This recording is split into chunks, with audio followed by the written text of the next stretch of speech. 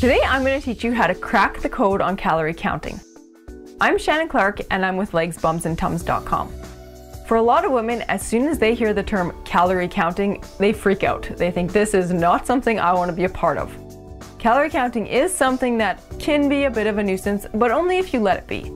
If you look at smart ways to count calories, it's actually not that big of a deal and it's practically going to guarantee that you lose fat loss.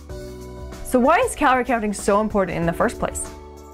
The reason why calorie counting is so important when you're looking to reach your fat loss goals is simply because fat loss is a function of calories in versus calories out. Now, of course, there's a lot more factors at work here that kind of sway the equation and depend on the results you get and everything like that. But from a basic standpoint view, if you eat more than you burn off, you're going to gain weight.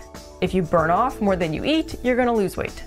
So as you can see, having some kind of recognition of how many calories, which is the form of energy that you're taking in, that you're eating, is going to help you succeed with making sure that it's less than what you're burning.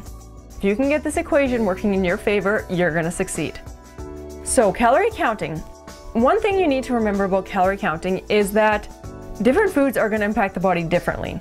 Protein foods, for example, they tend to burn off more calories as you digest them, so you're not going to net as many calories as you would from, say, carbs or fat.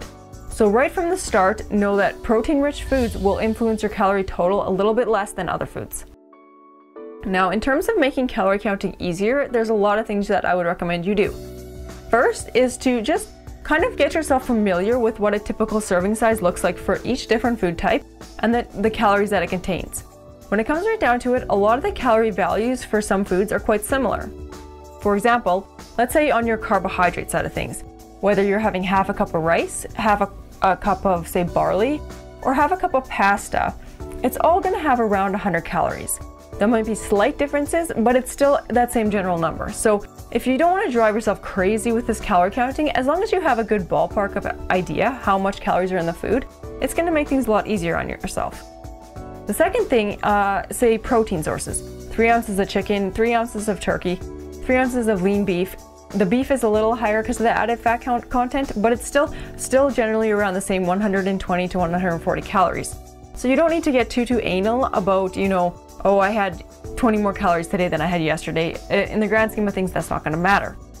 So the first thing I'd recommend is just familiarizing yourself with the different calorie values of the foods that you like to include in your diet. Second is if you can have generally the same meals every day. Now, I'm not going to recommend that you go eat the exact same breakfast, the exact same lunch, and the exact same dinner, because everybody knows that's a fast way to get bored and that will make you fall off your plan. But if you have the same, 3 or 4 breakfasts each day and the same 3 or 4 lunches and maybe switch it up a little bit at dinner, that's usually going to be enough variety for most people, and it's going to make the whole process of calorie counting a lot easier. Once you figured out how many calories are in that breakfast, you don't need to do that every day. So it speeds up the process, and it's like a no-brainer thing that you just don't even think about. You know what you need to eat and the process is done. So that's the second tip I have for you. And the third tip is to make use of calorie counters. We have an excellent one at the site that's going to help you see how many calories are in the food you're eating and just raise your awareness of everything so that you can make sure that you're balancing the equation in your favor.